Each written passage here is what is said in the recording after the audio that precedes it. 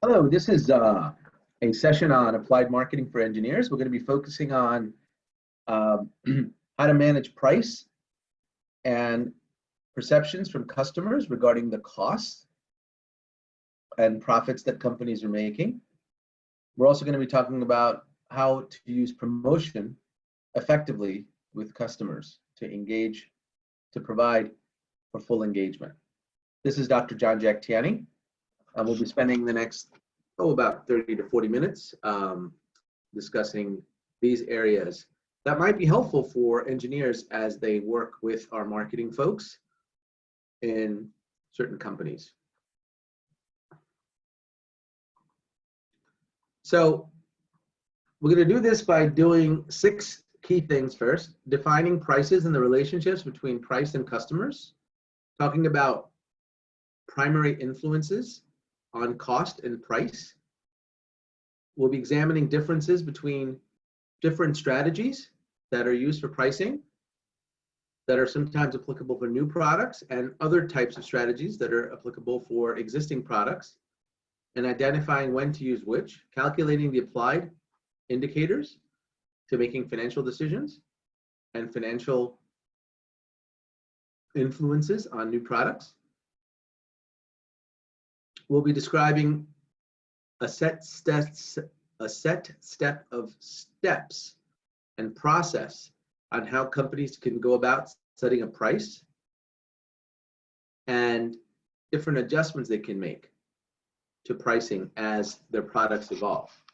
And then finally, legal issues around pricing decisions. There are a variety of ways to make pricing decisions, and therefore also mistakes. McKinsey suggests that almost 90% of incorrect or bad pricing decisions occur because companies don't charge enough. They're afraid that they might miss an opportunity. Charging too much or too little can result in losses for the company, some short-term, some long-term. And some pricing decisions can have even worse consequences than that. So pricing is not as simple as just making the lowest price.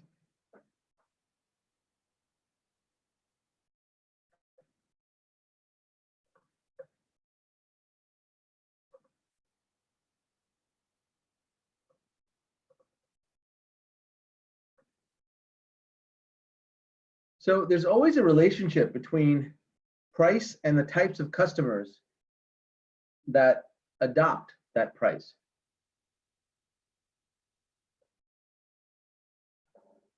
Years ago, we used to have a game show that was called The Price is Right. I used to watch this all the time. And it was a game about guessing prices, essentially. And I remember still vividly the audience reactions when customers got the right price or came close to the right price versus when they came close to the wrong price. And it tested our awareness of what's going on in the industry. It was a very fun game show. And in fact, I think the game show is still in operation. It's different. The hosts are different. The way the game is run is a little different, but the concept still exists. First of all, we have to discuss and appreciate pricing, we have to discuss costs. And we have to understand that money charged isn't the only potential cost from the customer's view. The customer also considers other costs because they have an underlying perceived value of the product, right? For instance, if you decide to buy a t-shirt, let's say, online, there might be other non-monetary costs. You may have to wait, right, for you to receive it versus going and buying it for the store. Some of us buy from the store because we just need it quicker. You might not be sure of the color. You might have to compromise, right? Something looks one way online, it's different when it comes in. Might not fit right? So you want to maybe buy from an online retailer that has a good return policy. There's costs in all of these, right? Embedded in this, for example. There's 2 key takeaways as far as the relationship between price and cost. Price is a measure of value, specifically relative value. It's what the value that is perceived by the customer. Both the customer and the seller have to agree that this is a fair price and provides a fair value. Price is also related to cost for both the buyer and the seller. For the buyer, the price is considered against the total perceived cost, both monetary and non-monetary. For the seller, the price has to include not just the cost of making the product, but also a portion of all other costs associated with being in business.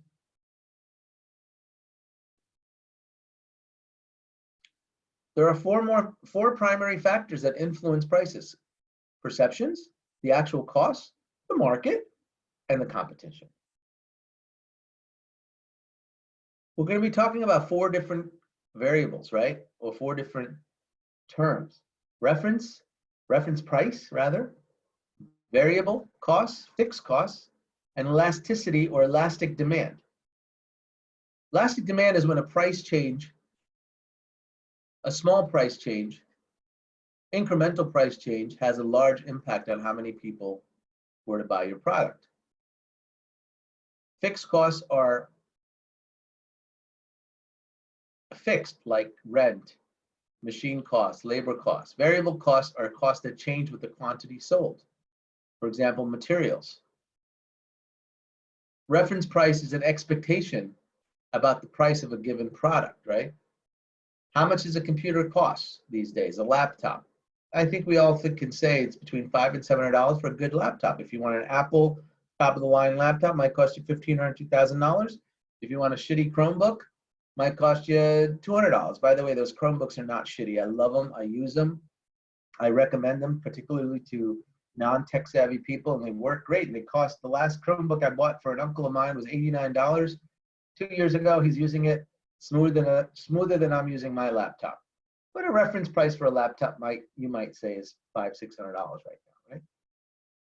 Maybe a little bit more. Who knows?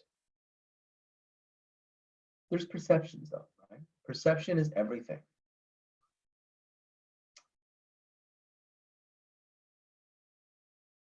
People use a skimming strategy, which is defined as setting a high price and using time price drops to make as much as possible over time.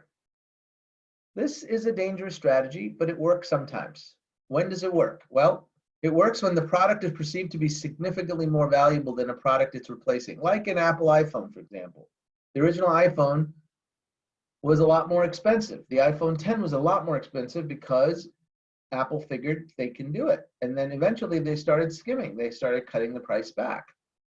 In the case of an Apple 5, the iPhone 5, if you remember, they cut it back. They offered a 5C model for substantially less. I had bought the 5C. It was fine. It worked just fine. It had a plastic case, but you couldn't tell a difference because most of us put the phone in a rubber case anyway. So who really cares what the phone felt like? Because I normally have a case over it. But they used that. But they had to differentiate the product, right? Because otherwise nobody would buy the same phone for $300 cheaper. Penetration pricing is another strategy. It's defined as introducing a new product at a relatively low price with an intention of establishing a large market, right? They were going after a large market, low cost. They want to penetrate the market. That's where the word penetration comes from. For this type of pricing strategy work, the product should appeal to the masses, right? It should be something everybody wants. The company must have a cost structure to support the lower initial price. They got to be able to afford dropping the price. If you're going to go broke and drop the price, it may not be worthwhile strategy. Company should be dedicated and prepared to improve the product to maintain market share. Existing products now use somewhat of an altered pricing strategy. They can decide the basis of setting the price. They can determine if prices are static or dynamic, meaning are they going to stay put or are they going to change within certain parameters or certain variables. And they can also consider the price of one product as it relates to other products that the company sells. Is there competition between the products? That's important. So we talked about fixed costs, variable costs, unit price, total variable costs, expected unit sales. I think these are common terms that you would have seen. There's nothing earth-shattering on this. I'm not going to waste a lot of time reviewing each term. I think everybody should really understand what these are. Hopefully you've also read up on this before this session. So we look at break-even analysis from a pricing standpoint or costing standpoint. What would you expect for the break-even if you increase the price to say 5,500 in this example? We've got a price of 5,000. What would happen if we change the price to 5,500, right?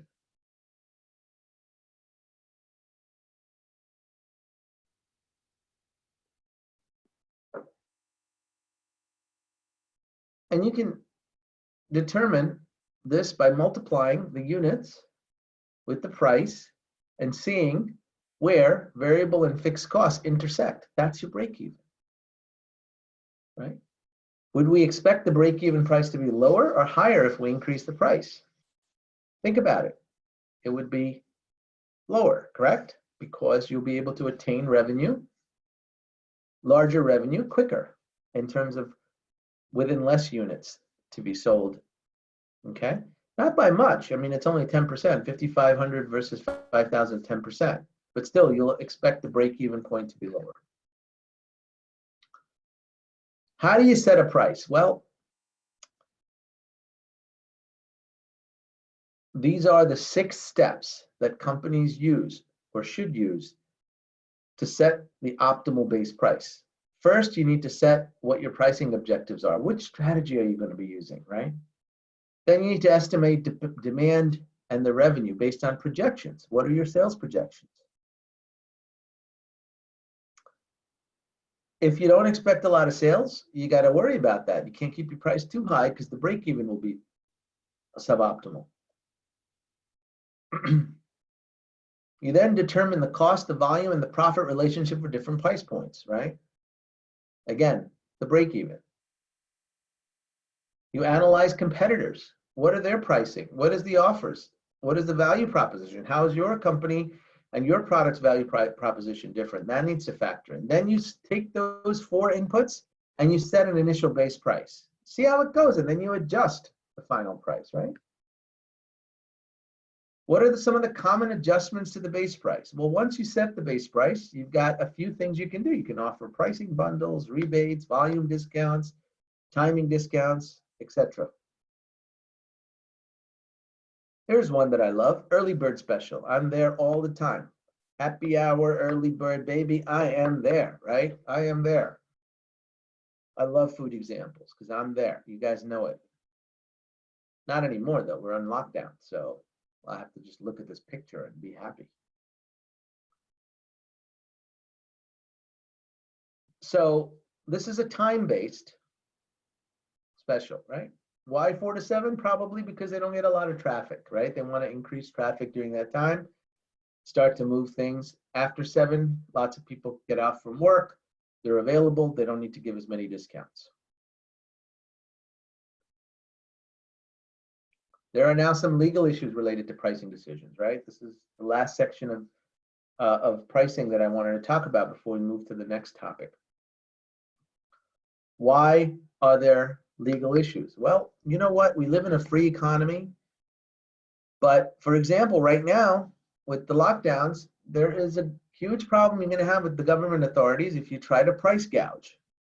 If you charge, $79 for a bottle of hand sanitizer, which some companies are doing, that is considered illegal pricing practices and predatory pricing, and there are government agencies preventing that, not only here, but across the world, depending on the laws in specific jurisdictions. We can't take advantage of the public, especially in a health crisis. But even without a health crisis, there are illegal pricing practices that impact competitors. The government wants to know, especially the United States government, if companies are trying to crush small businesses by using a lot of power and exerting powers to completely run them out of business. This is called predatory pricing, and depending on how you do it, if you do it illegally, you can get in big trouble. They can close your company down, you can get sued, and so on. So there are issues. Let's talk about price discrimination and price fixing. Price discrimination refers to when a company charges their different customers a different price for the same thing. This is generally illegal unless there are certain conditions that are met, okay? And obviously companies try to trick people. So for example, if you charge for the same airline ticket on Expedia, if you charge a certain fare and then you charge a different fare on another website, because that website is adding other value, they can bundle it as, hey, we are providing more or less service, therefore the price for the same airline ticket could be different. Those conditions are where you can, it might be okay to get a different price for a different, the same air ticket, you know, to the same destination.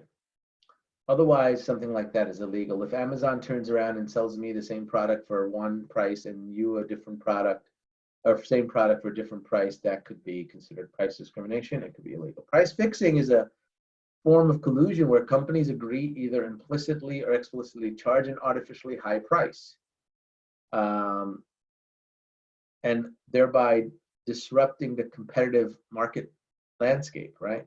So for example, if all of the oil companies got together and said, hey, we're all gonna charge a certain amount for gas, and you know, that's it, right? Take it or leave it. That is considered price fixing, okay? And the government will not tolerate that. Oops. So that is a bit about pricing. I want to shift gears real quick to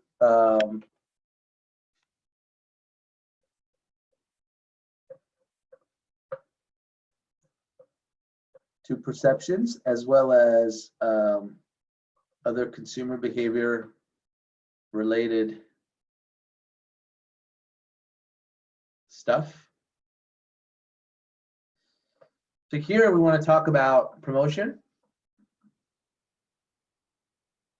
and personalized and direct marketing, as well as how to manage customer perceptions about a set of products.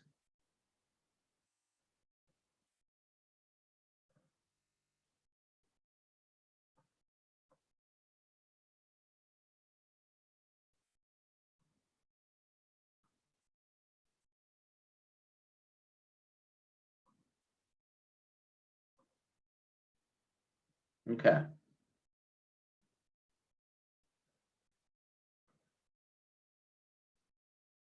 So years and years ago, eons ago, marketing had embraced the idea that an effective promotion should include many channels and integrated messaging about the brands that it's trying to promote. So it's no longer about just putting a billboard up on I-95 or doing other activities that are singular. From at least 2 to 3 decades now, we have this cross-communication channels going on, the internet, email, newspapers, billboards, word of mouth, what have you, where marketers and companies can use these channels effectively. Now, of course, in the last 10, 15 years, you have social media. So the idea is to manage that mix, manage the promotion mix. Promotion covers a broad range of marketing activities, right? And promotion is relating to pushing the product in a promotive type of way. There are different communication activities, different persuasion activities. Primarily, we're talking about persuading consumers to purchase, make the purchase decision. So what is a promotion mix? It's a collection of tools that companies can promote. And integrated communication, specifically IMC, integrated marketing communications, refers to how managers coordinate these tools to make a compelling, strong message that sticks. We always talk about stickiness in marketing. How stickiness is the message, right? If people get a promotional message or an offer and they forget about it the minute they see it, it's not very sticky. If it can last a long time, it's pretty sticky. We want to make it sticky because we want to make it top of mind. So here's an illustration that shows a properly planned strategy around integrated communication. You have to have an overall brand strategy, then a strategy on how to communicate that marketing and brand strategy. There's messaging, and then there's actual communication channel support. Which channels, how do you promote using the different channels? What are the specific differences? There's advertising, sales, public relations aspects. There's personalization. People are used to getting personalized messages now, okay, regarding promotional, right? Because there's a lot of data analytics going on. There's a lot of data available about consumer behavior, about what we're clicking, our clickstream data on a website, etc. So we're able to use that to create personalized brand messages and target customers. So an overall plan for integrated marketing communication looks like something like follows this sort of path or process.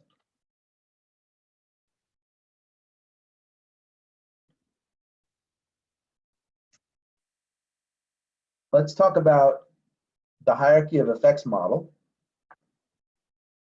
This is a method to categorize promotional objectives. It recognizes, the hierarchy part recognizes that people, consumers especially, pass through two different cognitive and two different emotional states before actually taking action.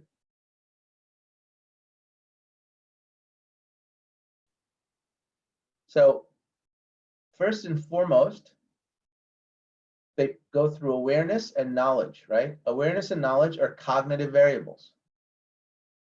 They represent the thinking parts, right? The thinking parts of consumers. Consumers want to know first before they make, now they may do this pretty rapidly, especially some of our younger generation, millennials, etc. will do awareness and knowledge pretty quickly because they have a lot of data in their fingertips. Liking and preferences are what we call affective variables. They represent feeling parts, right? About how we feel about particular products. So if we see many people liking it, we might be encouraged to like it. We might develop preferences and tastes based on experiences. So there's knowledge and awareness, then there's actually forming opinions and feelings. Then there's action. And the action is the behavioral variable, right? We behave, we take action, we do or don't, we buy or don't buy. We don't put action in communications, right? We put awareness, knowledge, liking, and preference related variables and start to address those and influence those in our communication strategy for marketing, obviously. Action then is used in sales related and non-sales related behavioral aspects. For example, once consumer knows and has developed a liking or not, a salesperson can influence action, right? And try to overcome objectives or objections and so on.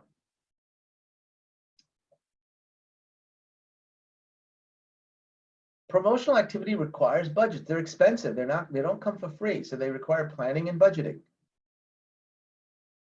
So they need to understand here, they meaning the marketers need to understand what the ramifications of their promotional activities will have. How much does it actually cost? What are the resources to enable that? They are dealing with a finite set of resources, and therefore they have to be very careful and judicious on how they can use these resources. There's some common methods on working with budgets. There's intuition and instinct. There's a percentage of sales, right? Maybe if your sales is 100 million, you want to set aside a certain $1 million for promotions, that's fine, or some other ratio.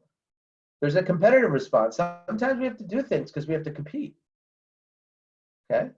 Like in today's environment, you've got companies donating money for fighting COVID-19.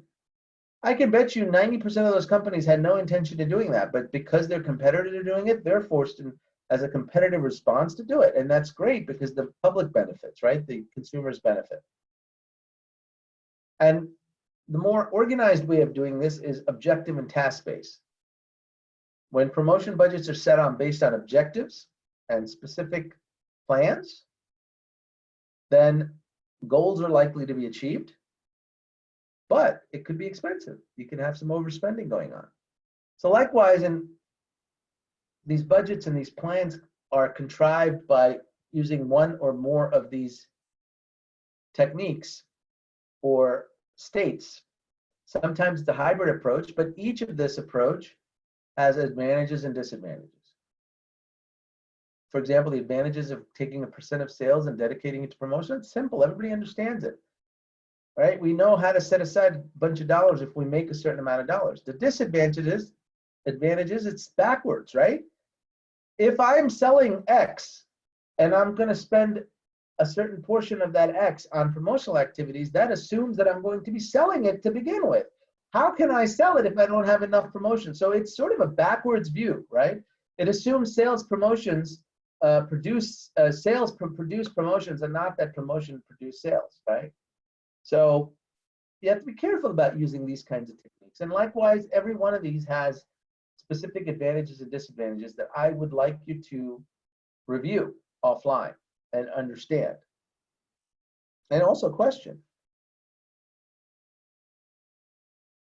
Most promotions you see in your daily life are group promotions.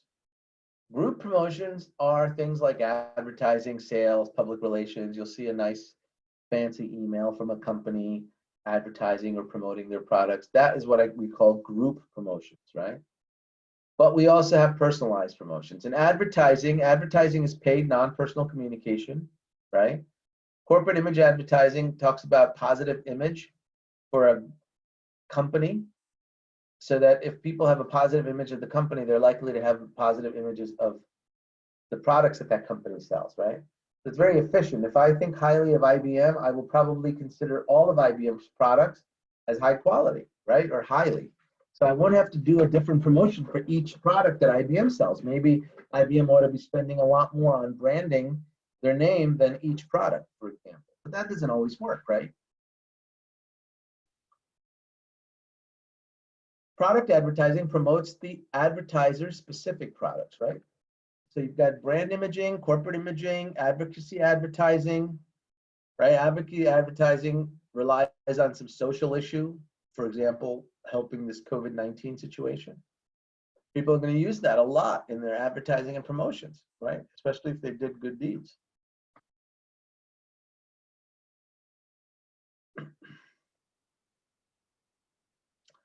You have competitive advertising, comparative advertising, direct response advertising, and infomercials.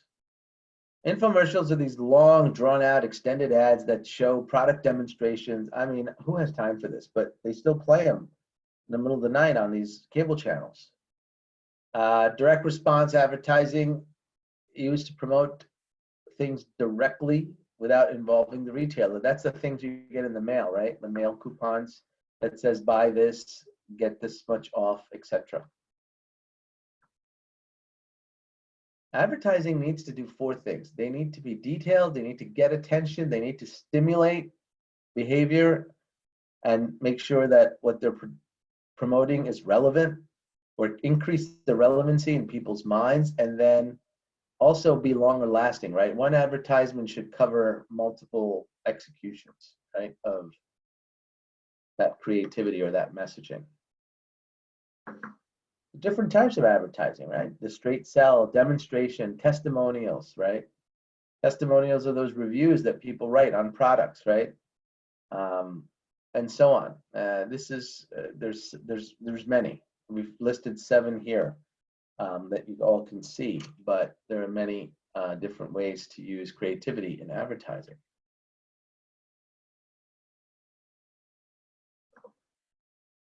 Let's talk about the relationship between advertising reach and frequency, right? This figure shows the inverse relationship between reach and frequency.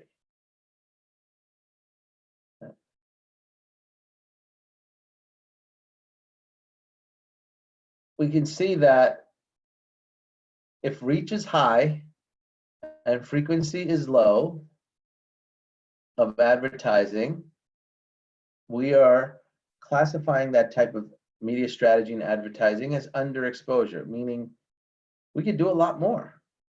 If frequency is commensurating the reach, then we look like we have optimality. You have effective exposure of the advertising expense. But if you're doing a lot, spending a lot of money, and not reaching that many consumers, you might be overexposed to advertising, therefore crossing your media budget line or coming real close to being in the red for those advertising dollars.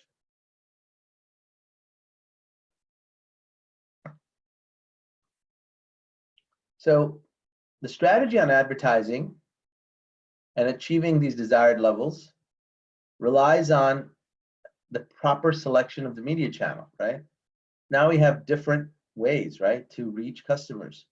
Some are more expensive. If you want to run a Super Bowl ad, it's the most expensive. If you want to run an online promotion, it's probably the cheaper option.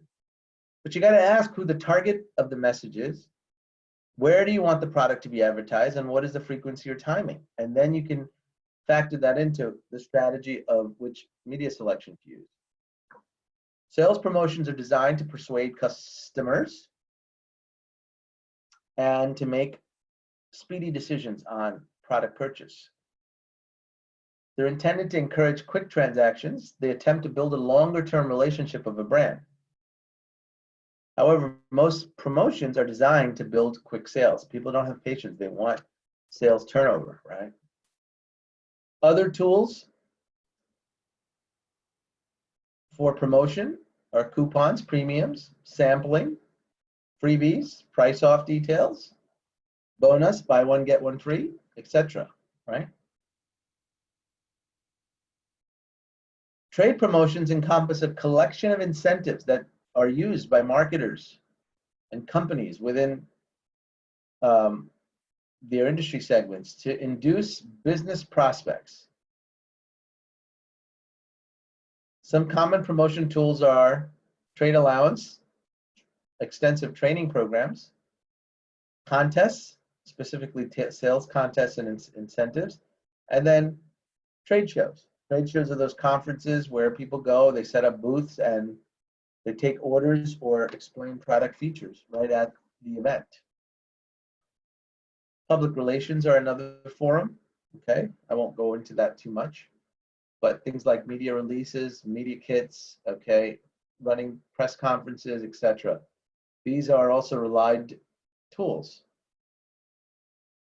in marketing. Sometimes the timing is off. The marketers need to improve on the timing aspect of when these happen. Finally, personalized promotion, right? We talked about group promotions, but we live in a world of personalization. Consumers are more likely to make buying decisions if they know that the message is tailored for them. This is for them. This is not about everyone else. It makes the consumer feel important, makes the consumer feel like their needs are being heard, or they understand they're being understood individually. Personal selling is any selling activity that involves direct interaction between buyer and seller, okay? That's a salesperson calling up somebody and saying, hey, I have a solution to your problem. Let me tell you how I can sell you XYZ to solve your problem.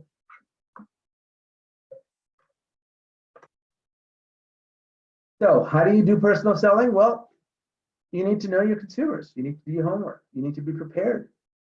You need to be able to approach and be approachable.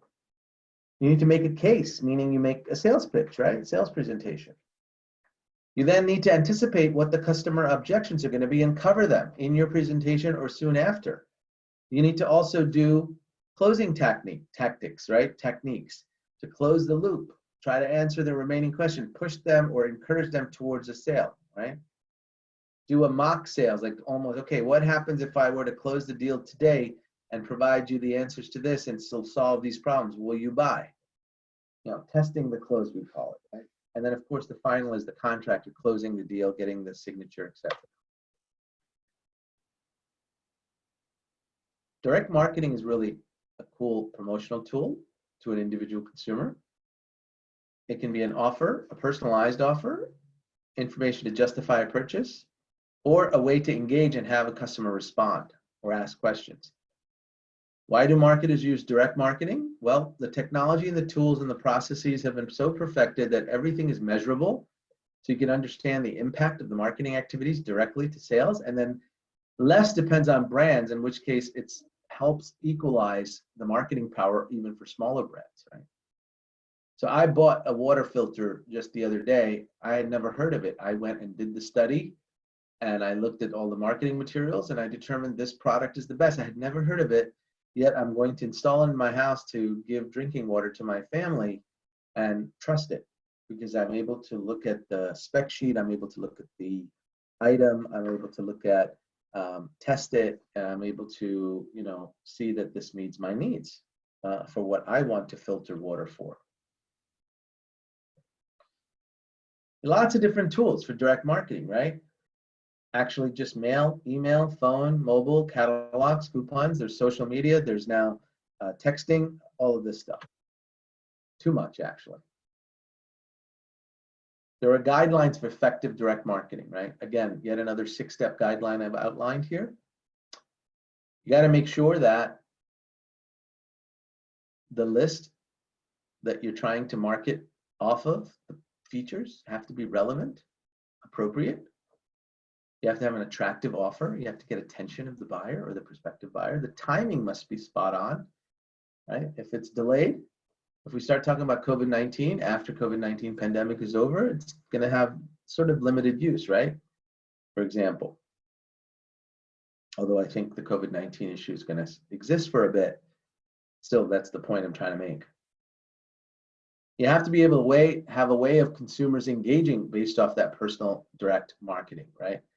How are they going to get reach back? Is there a submit button? Is there a contact me button? Is there an email us button? Is there a WhatsApp us button on the, or, is there a QRC code, etc.? Communication has to be effective, attention grabbing, awareness and knowledge infused. And we have a lot of choices, right? A lot of different media choices to be able to accomplish that. So I'm going to stop here and pause for some questions. I will stop the recording and take class questions, and then we can go from there.